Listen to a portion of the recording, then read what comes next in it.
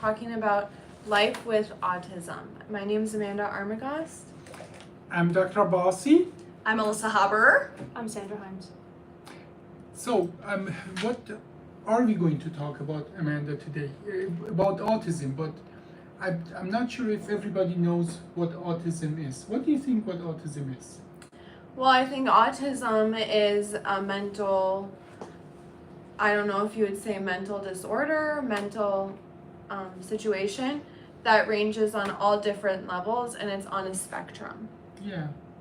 So, Alyssa, have you gone to school and you said you have some experience with autism as well, Mm-hmm. What diagnosis? Is it medical diagnosis? Right. What did you learn about it? What that is? Just like all mental health diagnoses, they are changing so much by the day, by the week, by the year, and that's the same with autism. Typically, what I'm with the understanding of, a lot of it is done based on forms or definition of what unquote normal person would be and how they advance and how they excel socially, with different skills, motor skills, fine motor skills.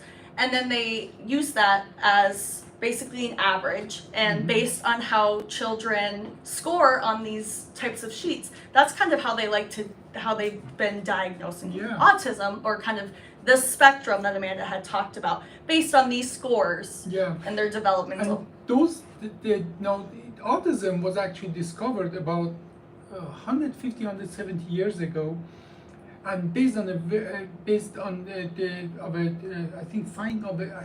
German doctor actually. And for a long time we didn't have really any diagnostic tool. But what you're describing is actually something just developed in the last 30 years or so, that we have certain questionnaires, certain scores that you evaluate a child based on that, and then they put them. That's why they call them spectrum. There are numbers assigned, and based on that, they are put on the autism spectrum. But Sandra, you are here because you have been living for a long time with a severely autistic sister. When was the first time you heard the word autism? Do you remember that, and what did you think at that point, what it is? So that would be a long time ago. My sister was probably, I want to say, like 18 months old, and I'm 10 years older than my sister, and I'm 35, so a long time ago. But my sister is on the more severe end, so my experience is more skewed. A lot of individuals that you meet are definitely a lot more mild. So when you meet a mild individual, it's very different than my experience. My experience is definitely a very different experience. But when do you remember first time that you heard your sister is autistic, and what did that mean for you and your family? Do you remember that? It's very hard because you don't know what to think. I know for us, it's like there's a lot of denial. Like, how do you understand? Like, she was diagnosed as she would never be able to speak. Sorry, Sandra, at what age was she diagnosed? About 10 months. 10 months? 10 months, yeah. Okay. Like, she would never be able to speak. She would never be able to live a normal life. She would never be able to do the things that normal people would do. So. But that is not really what doctors usually start the conversation with, right? Now, what was at 10 months? What do you remember, if you remember it? Because you might not be yourself, you might not have been old enough to remember that. But what do you remember? What was different about you, Scarlett, that may make you guys worry about that? Well, the reason why my mom was able to catch it so early is because my middle sister was 1 year older, and she was not getting the benchmarks. And she might have been older than Pedro. She might have been 18 months. She was not getting the benchmarks at the same time that my other sister was reaching those benchmarks. Yeah. Okay. So and I think that's a hallmark of that it. is, That the developmental delay, we call it. Go ahead. And because she was not reaching those benchmarks, there was just something that wasn't reaching it. But there was definitely a denial. Can you say what those benchmarks were? I don't remember because it was so long ago. But there were little things. Alyssa, yeah. Typically the ones, they kind of, from my experience, they do those, what was MCATs or MCHATs is what they call that, at like 12 months, 15 months, and 18 months. And typically they see the questions on, is this child putting 3 words together? And it's kind of the speech, or are they taking 10 steps without Alyssa, without it has been assistance. so long with me. Are the 10 months old put 3 words together? Not 10 months, 18 months Yeah, though. yeah, So okay. it's more so like at 12 months you should be able to have 10 words. Yeah. And at 18 months you should have 25. And most parents, they're not so familiar. They're like, oh yeah, my kid talks 10, 15 words. And then when they come into the doctor's office, you know, they're shy, Yeah, they're timid. And then it becomes based on what the parents say, which comes back to when you said the denial stage. Sometimes nobody wants to get that diagnosis, but once you get that diagnosis, then you can help your child. Now, let's go back. Obviously, we talked about the developmental kind of delay of the child. Now, what we want to say about that autism is not a delay in the motor development. That meaning they can crawl, or if it's autism only, they can hit the motor development on mark. And the first year of a child's life is mostly motor development, but there is something even early on that the autism spectrum's children are not normal, and that is paying attention to stimuli. And I'm not sure if that was anything with Scarlett or not, but that mostly goes about, you know, do they fixate on a person, on a face, on a reaction, do they bond, and so on. And all of that can be part of that development delay. The most prominent part of the autism express itself in actually after that 1 year.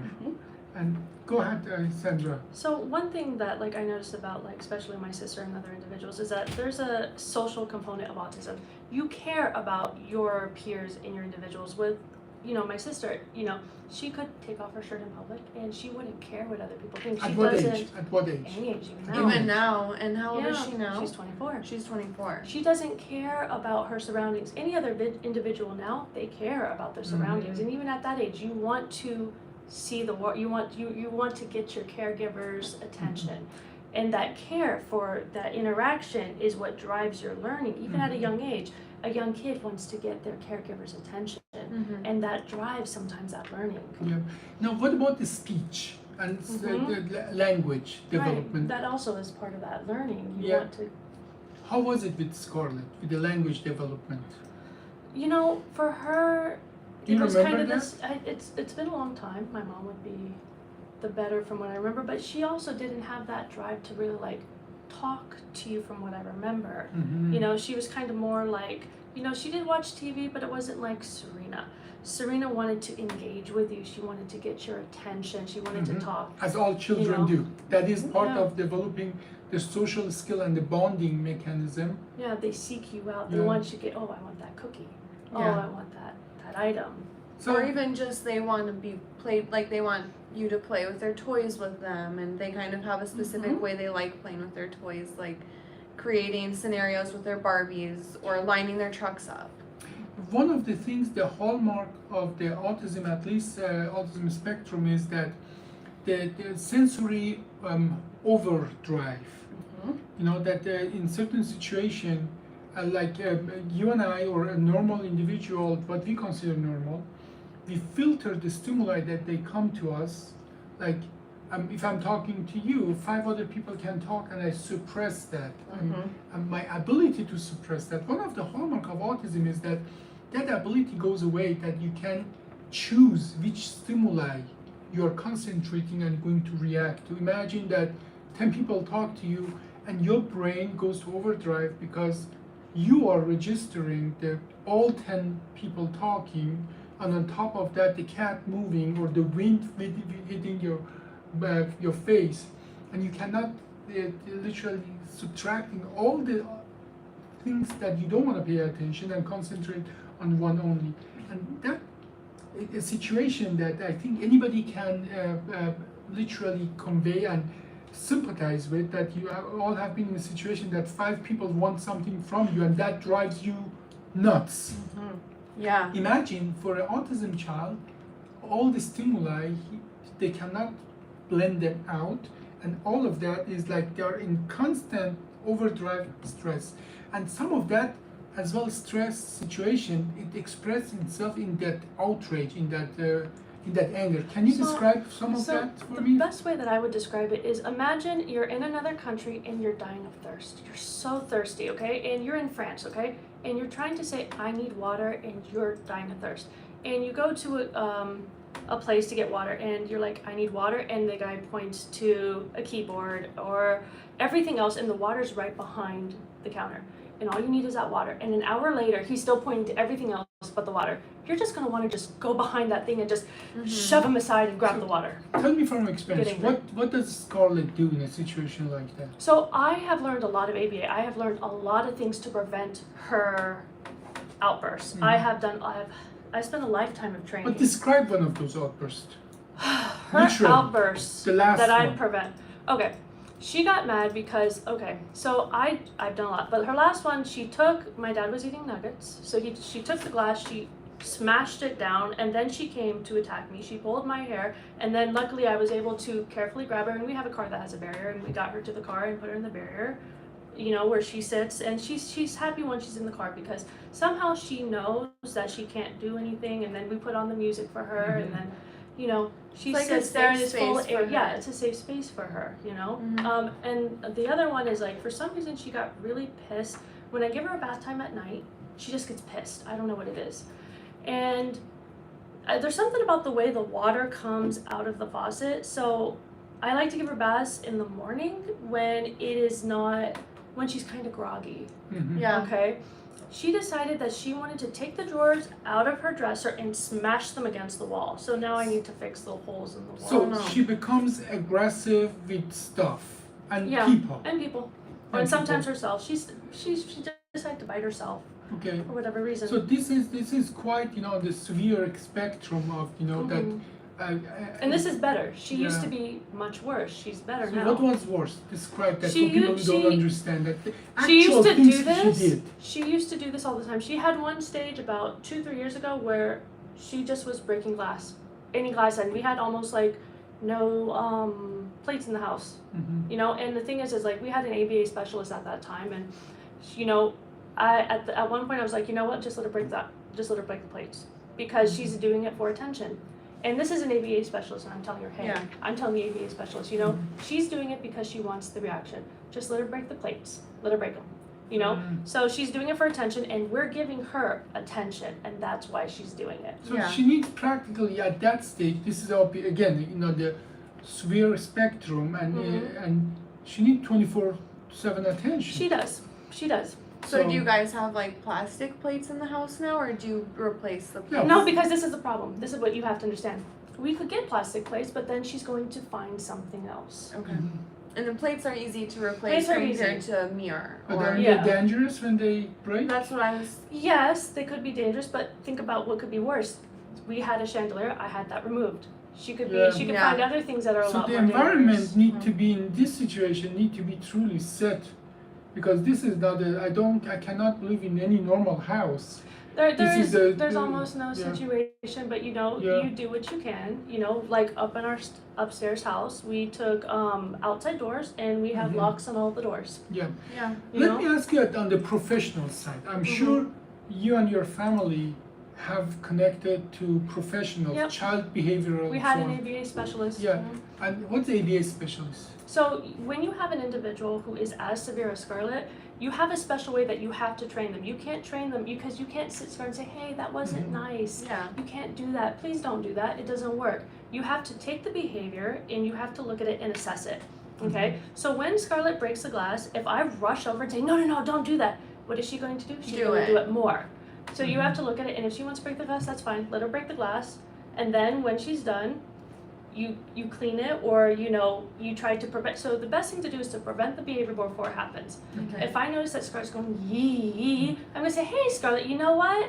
I notice you're a little bit upset. Let's go to the car. Let's go on a car ride. So So I prevent. So I'm assuming the B in ABA stands So for behavioral. it's applied behavior analysis. Okay. So you take the behavior, you do an analysis of it, Mhm. and then you apply different behavior interventions. What other professionals are involved in this besides So ABA is the best thing that works. So she went to school for a long time, okay? And the problem, the big problem is with when you have an individual with autism, it's all by age, okay? So as soon as she turned 22, she at least had something to 22. There's something called the cliff.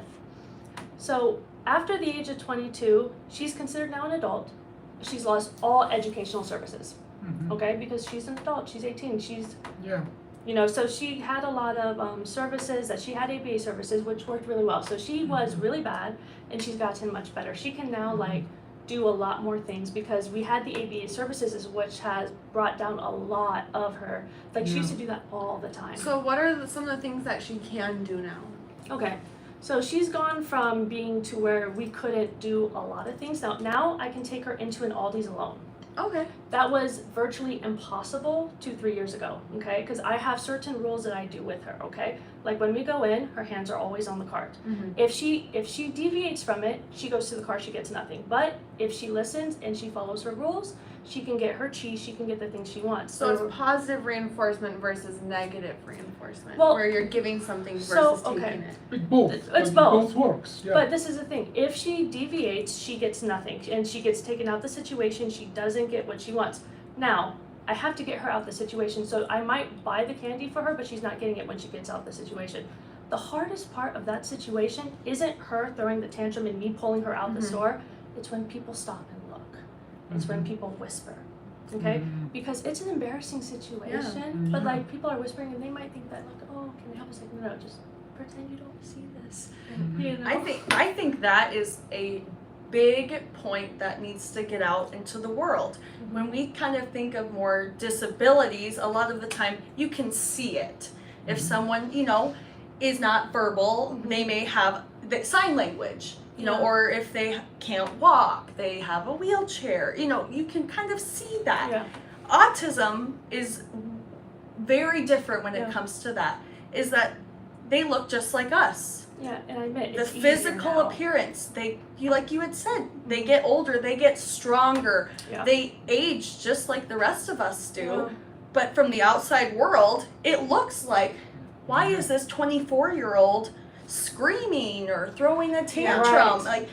I mean, eventually, you know, people probably notice that this is a special situation.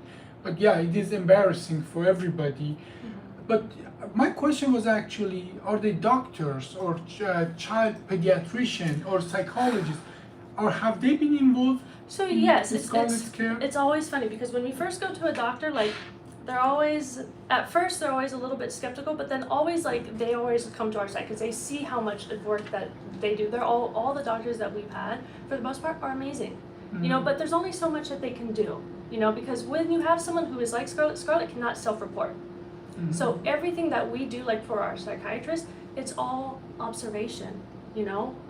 There's not so much that a doctor can really do except support us as well. What about, you know, like medication and so on? So like with Scarlett, everything is just observational, you know, like, so I'll tell you what would help for us. Like when we take Scarlett to a doctor's office, you know, Scarlett has some things that are difficult, okay? Like she will never sit in a doctor's table again. Because why? She got a shot in that table.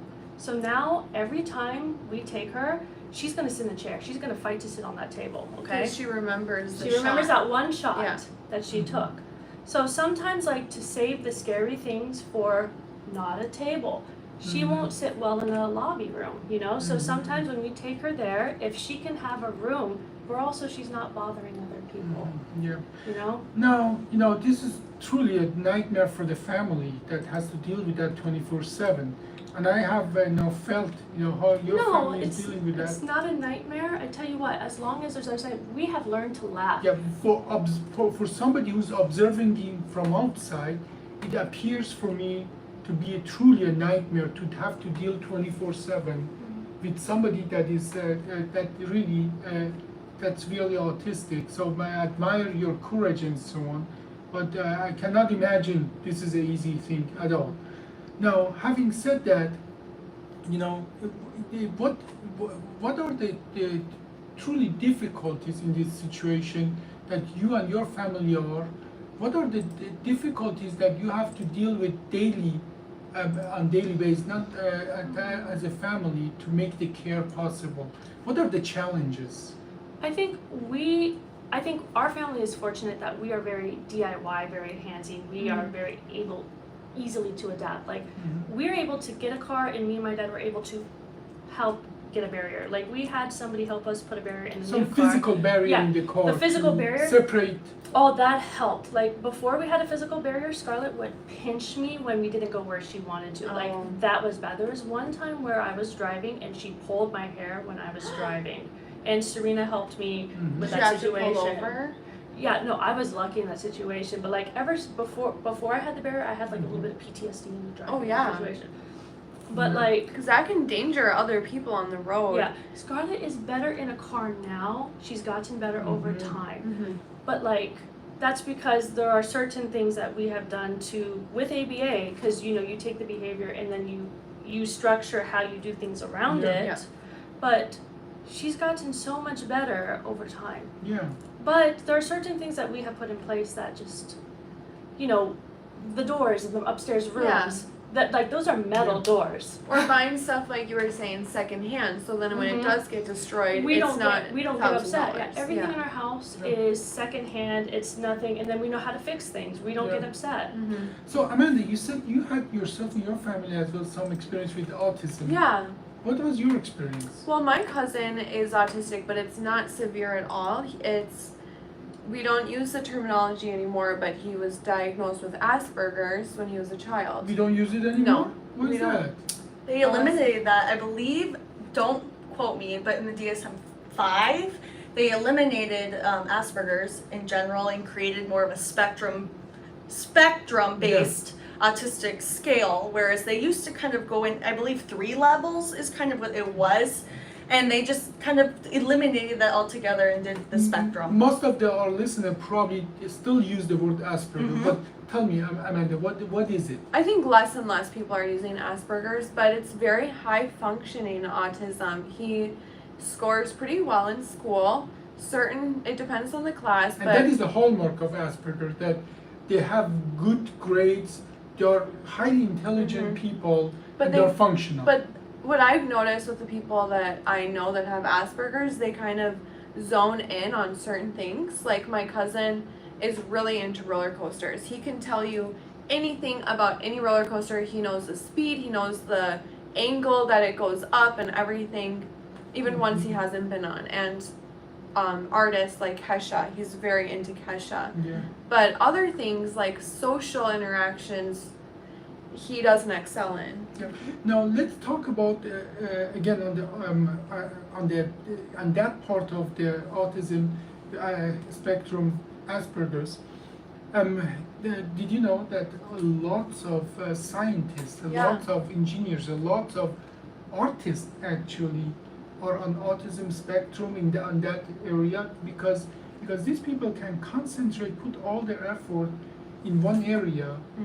They're actually, that makes them in a way successful, and they're usually as well good at math. And it's maybe surprising, maybe it's not surprising. Lots of these people are good in math. Now, I think we are half through our podcast today, but I want to go, maybe you and Alyssa talk about the medical part of it. So, on the medical side, what is it? What is the neurophysiology of Asperger's or autism spectrum? Do we know what it is? That I have to agree that I am not even very well versed in that, but from what I know, that seems to be a thing across the world. Is there's a lot of unknowns when it comes to autism, and I was talking with Sandra even earlier about we don't know the causes, so it's difficult to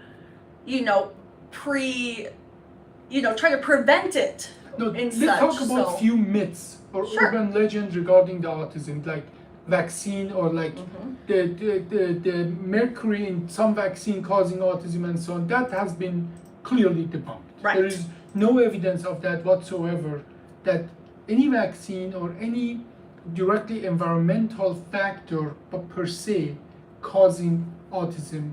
Or do we have any other information regarding that you Well, know of? Before we started recording, we were talking a little bit about possible causation Do you guys want to go into that? So I think the biggest problem that we have is that we're grouping everyone together, okay? Mhm. And it's problematic in a way because there might be different causes for the different types of autism.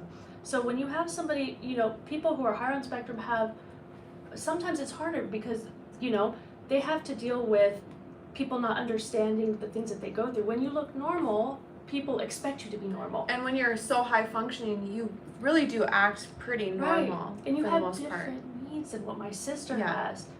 My sister is highly underrepresented in studies. So they don't do studies for my sister. She's being represented in studies by people who are mild, or moderate autism. So Yeah. she's not, So, but coming back to the neurophysiology, that this is the fact that we do not have any evidence that Right. says one environmental factor or one substance right. would cause autism or not. Weren't The you guys fact is we just don't know about Yeah, that. and Correct. you can't until you, I think you Acetaminophen and separate them and understand, I and you have understand. to That was find, my question. you have to And- separate them and find similarities, and if you separate the different types of autism, you might be able to find causes, because there might be more than one cause. We might, but I'm just reciting the facts as of As of 2022. now, yeah. There is none that, so I wouldn't recommend to anybody that, that any kind of, withhold any kind of vaccine on your children, because there is no evidence whatsoever that any vaccine or causing, or any medication as a matter of fact, per se causing autism. Now, we know, based on lots of studies that are just behavioral based, that it seems that there is a function problem with the attention. There's a correlation between attention deficit disorder and autism. We don't know if it's one is causing the other or not, but we know there is a very high correlation. And they have a lot of similar symptoms, Yeah. I don't know if symptoms is the right Symptoms, word. yeah. Right, which, but- and it comes back down to, it's how do you diagnose ADHD? Mhm. Very similarly to autism, Mhm. but based on a questionnaire. But in this case, you have to have one done by the parents, one done by like a third party, Mhm. like the school. Yeah. And you take those questionnaires and you base it again upon normal standards, Yeah. and that's how you get that diagnosis. And that comes back down to autism that we talked about, is questionnaires. And I think, So I yeah. think that has a lot to do with the overlapping. It's Yeah. that same thing. Now, as well, I want to mention that literally, again, this is a fact I want to. This is a fact I'm going to recite and debunk, that there is no imaging. There's not like a CAT scan or MRI that you can get and see a hole somewhere in the brain or something that would tell you you have autism or you will have autism. There is no imaging. And as well, another thing that I think is important for the people to know, there's not a lab test. Like, you don't measure anything anywhere, including the spinal canal Even or CSF. chromosomes, No, genetically, there there's nothing. Now, there are correlations between some genetic disease and somebody that have gone through medical education. Do you want to discuss, Alyssa, what's the difference between causation and correlation? What is the difference? That is a great question. So kind of, we've heard the saying, there's correlation without causation, whereas just because it's cloudy outside doesn't mean that it's not hot or not cold. We're kind of experiencing that. It's that same thing. Just because this happens and it correlates at the same time, or they got the MMR vaccine at 10 months, and then at 18 they started developing, the lack of eye contact. They made that correlation, but just because, the timing might be there doesn't mean that there's causation behind it. That doesn't mean that that's the cause of it. Yeah. It just has some sort of correlation that they want to grasp onto and say 1 + 1 = 2, because Yeah, so we see them happening at the same time, but we really don't know if one is just happen to be there, or do they have an inherited kind of relationship. One analogy I can use for that is like, in the cloudy days, you don't get a sunburn. Now, in this case, you can argue that it's causative. If there is cloudy, you don't have sun, then you don't get a tan, or you don't get a sunburn. This is a causative kind of thing. But but it's something like in the cloudy days, there are more people out there. Is it? I'm sorry. In a cloudy day, there are less people out there. Now, you could argue that because it's cloudy, rainy, people go out less. Is it? Is it truly related that one drives the other or not? Right. That is something we don't know with autism. That we don't know if these genetic factors or the genetic disease, or including ADHD, are inherited. Is one problem that caused them both, or is one aggravating or causing the other or not? Now, we have more questions than answers. Correct. And that truly states our level of understanding about autism. But I think we all understand that from our own experience that it is a huge challenge for the families who care for an autistic child. Now, I know it's a hard question, Sandra, for you, but where do you see your family and Scarlett being in 3 years, 5 years, 10 years? What is, or are you just living day by day? Well, for the most part, you know, I don't see too much of a difference happening because I can't see Scarlett doing anything different, you know. Yeah. Because when you have someone like Scarlett, you know, if you've ever seen the movie The Joker, have you ever seen the movie The Joker? Yeah, the new one with The new Joaquin Phoenix. It's an important movie for people to watch for this reason. So the reason why it's so important is because you see how little support people who have mental disabilities have. Like, who does he have to support him? And that is why he becomes the way he becomes. You know, because that's a good analogy. Yeah. because if Scarlett doesn't have us as a family, who will take care of her? She has no voice. So if she were to be put in a home, who will take care of her the way that we take care of her? That's true.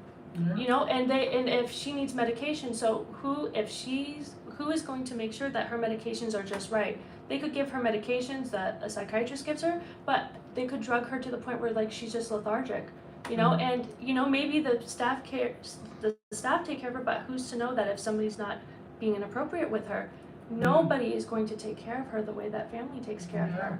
So you know, she's family, and and our family tries to take care of her like, you know, we would want to be taken care of if it was one of us. So. Yeah.